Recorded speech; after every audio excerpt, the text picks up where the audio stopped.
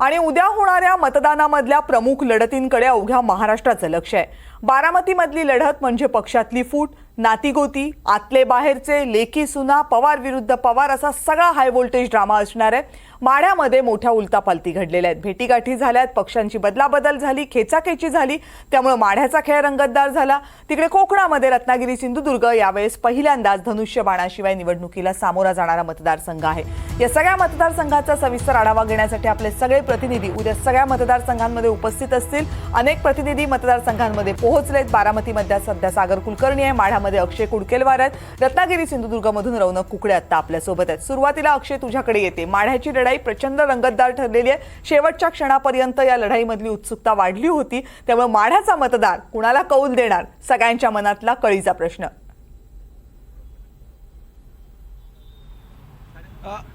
आपण जर बघितलं कविता, तर पर्यावरण असो की राजकारण असो, या दोन्हीचं तापमान ज्या मतदारसंघामध्ये वाढलेलं आहे असा हा माढा मतदारसंघ आहे।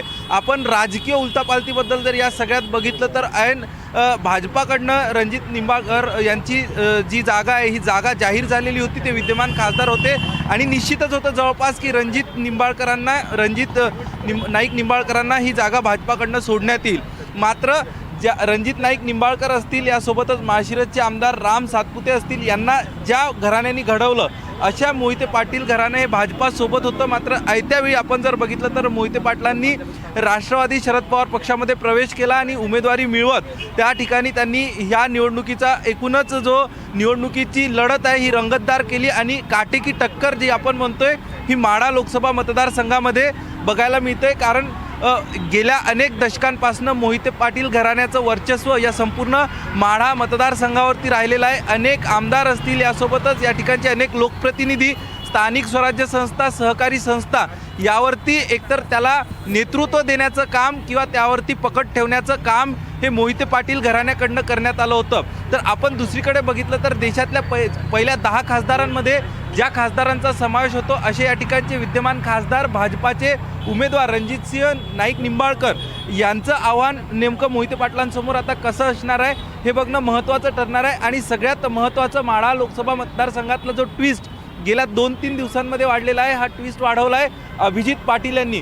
विठ्ठल सहकारी साखर कारखान्याच्या माध्यमातून अभिजित पाटील यांनी आपलं भाजपाला समर्थन दिलेलं आहे। भाजपाला जरी समर्थन अभिजित पाटील यांच्या माध्यमातून देण्यात आलं असलं तरी आपलं समर्थन हे रणजित नाईक निंबाळकर यांना आहे की नाही याबाबत स्पष्टता अभिजित पाटलांनी दिली नव्हती। आणि यासोबतच या साखर कारखान्याचे जे काही आजूबाजूचे गाव सभासद आहेत त्यांचा पाठिंबा आता भाजपाला मिळतो का, आणि ही जी भाजपाची खेळी आणि एकूणच अभिजित पाटील यांनी भाजपाला दिलेलं समर्थन हे कितपत महत्त्वाचं ठरते हे बघणं महत्त्वाचं ठरणार आहे। आणि सगळ्यात महत्त्वाचं मतदान नेमकं या मतदारसंघामध्ये किती होतं यावरही बरेच गणित अवलंबून आहे। कारण यावर्षी उन्हाचा तापमानाचा पारा 40 क्रॉस केलेला आहे या परिसरामध्ये आणि त्यामुळं नेमकं या जोरदार लढतीमध्ये कोण बाजी मारतं हे बघणं 4 तारखेला आपल्याला स्पष्ट होईल। मात्र उद्या मतदान होतंय आणि मतदानामध्ये मतदारांना आपल्याकडे खेचण्याचा प्रयत्न प्रचाराच्या माध्यमातून झाला, मात्र हे मतपेटीपर्यंत मतदार पोहोचतात कसे हे बघणं महत्त्वाचं असणार आहे। कविता,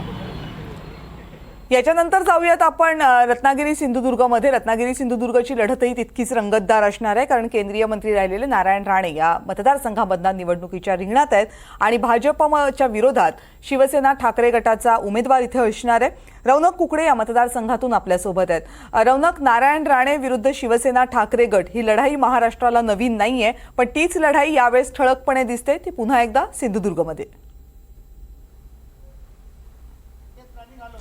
निश्चितपणे कविता नाही, आपण जर बघितलं तर गेला जो आठवडाभर या संपूर्ण परिसरात ज्या पद्धतीचा प्रचार मग तो उद्धव ठाकरे गटाकडनं असेल किंवा भाजपकडनं एकदम शिगेला पोहोचला होता। आरोप प्रत्यारोप जे आहे ते दोन्हीकडनं पाहायला मिळाले।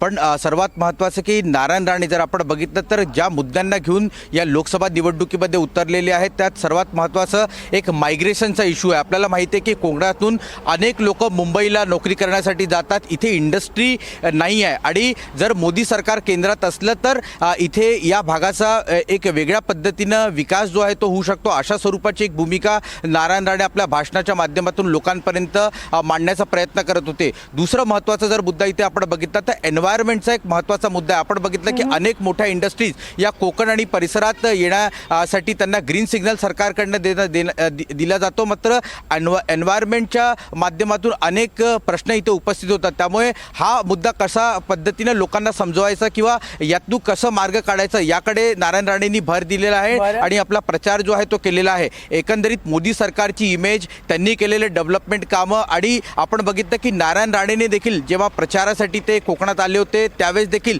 त्यांनी नारायण राणेची जी तारीफ केली की नारायण राणे ज्यावेळेस मुख्यमंत्री होते त्यावेळेस त्यांनी कमी कालावधीसाठी त्यांना मुख्यमंत्रीपद मिळालं, मात्र त्यांनी विकासाचा जो झपाटा लावला होता त्याची तारीफ स्वतः बाळासाहेब ठाकरे यांनी देखील केली होती. त्यामुळे नारायण राणे जरी हे सगळे मुद्दे उपस्थित करत असले तर दुसरीकडे विनायक राऊतांचं जर आपण बघितलं तर ग्राउंडवर त्यांची चांगली पकड आहे. तिसऱ्यांदा खासदार होण्यासाठी ते मैदानात आहे. फिशरमॅनचा इश्यू असेल, म्हणजे मच्छीमारांची इथे समस्या असेल, किंवा लोअर क्लासचे जे इश्यू आहे असे सगळे इश्यू ते ॲड्रेस करताना पाहायला मिळतात. त्यामुळे काटेकी टक्कर उद्या इथे मतदान होत आहे आणि लक्ष तेच आहे की पहिला आणि दुसरा फेज जो महाराष्ट्रात पार पडला तिथे टक्केवारी मतदानांची फार कमी पाहायला मिळाली.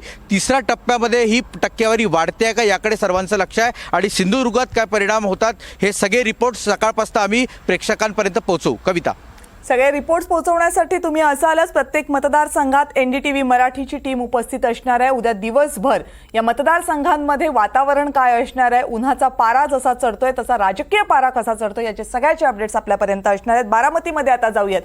सागर कुलकर्णी माझे सहकारी आता बारामतीमध्ये आहेत. सागर, सगळ्यात हाय व्होल्टेज महाराष्ट्रातली जर निवडणूक कुठली असेल तर ती बारामती लोकसभा मतदारसंघातली. सगळ्यांचं लक्ष लागलेलं आहे. काल प्रचाराचा जो शेवटचा मिनिट होता त्या मिनिटापर्यंत उत्सुकता ताणली गेली होती. आरोप प्रत्यारोप सुरू होते. काय नेमकं दिसणार आहे मतदारसंघामध्ये उद्याचं चित्र?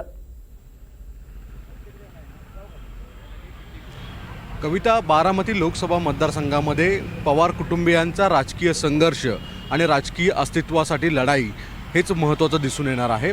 मुळात बारामतीचे मतदार तसंच या मतदारसंघाअंतर्गत लोकसभा मतदारसंघाअंतर्गत जे इतर 5 तालुके येतात ते नेमके कुणाकडे कौल देतात याकडे लक्ष आहे. गेल्या 1.5 ते 2 महिन्यामध्ये प्रचारामध्ये प्रामुख्याने पवार कुटुंबीय, म्हणजे एका बाजूला अजित पवार कुटुंबीय आणि त्यांच्या विरोधात शरद पवारांच्या बाजूने इतर बंधू आणि त्यांचे मुलं असे दिसून आलेले आहेत. ज्या पद्धतीने प्रचार झाला त्याच्यामध्ये बारामतीचा विकास हा मुद्दा अजित पवारांकडनं वारंवार बोलून दाखवला गेला होता. पण दुसरीकडे मात्र सुप्रिया सुळे जवळपास 3 टर्म खासदार इथून आहेत. त्यांनी नेमका विकास काय केला हे सांगतानाच भावनिक साथ अधिक देण्याचा प्रयत्न केला गेला. सुप्रिया सुळे यांच्या वतीने रोहित पवार, अजित पवार यांचे सख्खे बंधू श्रीनिवास पवार तसंच त्यांची मुलं यांनी मात्र अजित पवारांवर टोकाची टीका करत भावनिक वातावरण सुप्रिया सुळेंना कशा पद्धतीने लोकांचं मिळेल, भावनिक प्रतिसाद कसा मिळेल याचा कसोशीने प्रयत्न केल्याचं दिसून येतं आहे. याचा फायदा किती होईल हे पाहणं औत्सुक्याचं आहे. मागील वेळेस जवळपास 61% मतदान बारामती लोकसभा मतदारसंघात झालं होतं. आता यावेळेस किती नेमकं मतदान होतं हेही पाहणं गरजेचं आहे, कारण की महाराष्ट्रामध्ये पहिल्या 2 फेजमध्ये मतदान प्रत्येक मतदारसंघामध्ये थोडंसं 1-2-4% कमी होताना दिसते. बारामतीमधील लोकसभा मतदारसंघातले इतर लोक, राजकीय कार्यकर्ते, पदाधिकारी किती उत्सुकतेने बाहेर येत आहेत, पवारांमध्ये नेमकं कुणाला साथ देत आहेत, कुणाच्या बाजूने कौल देत आहेत याकडे सगळ्यांचं लक्ष आहे. एक मात्र निश्चित आहे, खासदार कुणी जरी होणार असला तरी बारामती ही पवार कुटुंबियांसाठी नाक आहे. नाक कुणाचं कापलं जाणार याकडेच लक्ष आहे. शरद पवार यांच्या निमित्तानं सुप्रिया सुळे जरी प्रतिनिधित्व करत असल्या तरी शरद पवार विरुद्ध अजित पवार असाच राजकीय संघर्ष इथे आहे आणि पुढचं राजकीय वारसदार नेमका कोण हे देखील कोण असेल याविषयी सगळ्यांना उत्सुकता आहे. कविता, सागर, धन्यवाद तुम्ही दिलेल्या या सगळ्या सविस्तर माहितीबद्दल. सागर आपल्यासोबत होता, अक्षय आपल्यासोबत माण्याहून होता आणि रौनक कुकडे रत्नागिरी सिंधुदुर्गची माहिती आपल्यापर्यंत पोहोचवत होते. तुमच्या सगळ्यांचे आभार. उद्या पुन्हा भेटणारच आहोत, कारण उद्या दिवसभराच्या डिटेल्स, दिवसभराच्या अपडेट्स तुमच्या सगळ्यांकडनं जाणून घ्यायच्याच आहेत. थँक्यू.